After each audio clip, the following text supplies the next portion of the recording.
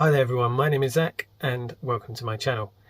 I really like talking about history and particularly military history, and my main focus, as you might guess by the shield and the sword behind me, is the medieval period.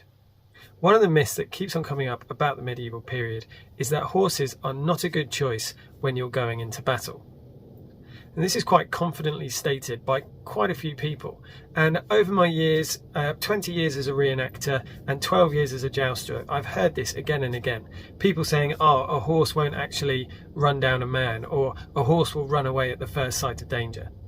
Now, usually people quote modern ideas about horses from this. For example, the time that their niece went down to the local stables and the horse she was riding ran away from a plastic bag. But I'm going to have a go here at completely busting this myth without using any historical knowledge and no military history knowledge. Now, when your niece, the hypothetical niece of course, goes down to the local stables and she goes for a ride on one of the horses or ponies down there, we run into our first problem with the theory. First of all, we have a selection.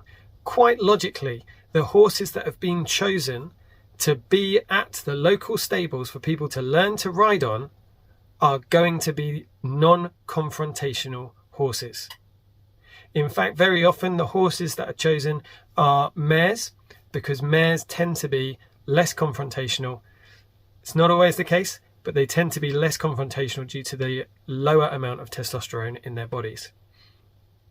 Alternatively, the local stables will often have geldings as well. Geldings are male horses that have had their bits chopped off. Why would you go to all of the trouble of making your horse less valuable as a reproductive beast?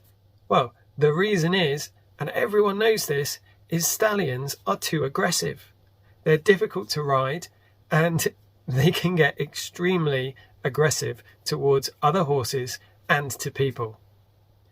Obviously, this is not always the case, and stallions can be trained extremely well. But the reason why we don't have stallions in the local riding school where people can go down and get their first lessons on a horse is because stallions are more confrontational, less willing to take advice from someone sitting on their back, and they're more aggressive towards people and other horses. So with absolutely no historical knowledge at all, with just modern logic and understanding of just the most basic understanding of horses, we can completely bust this myth, and we can say that actually horses can be very aggressive. And horses are a great addition to an army. We can say that again if we just take the most basic knowledge that horses have been used throughout military history.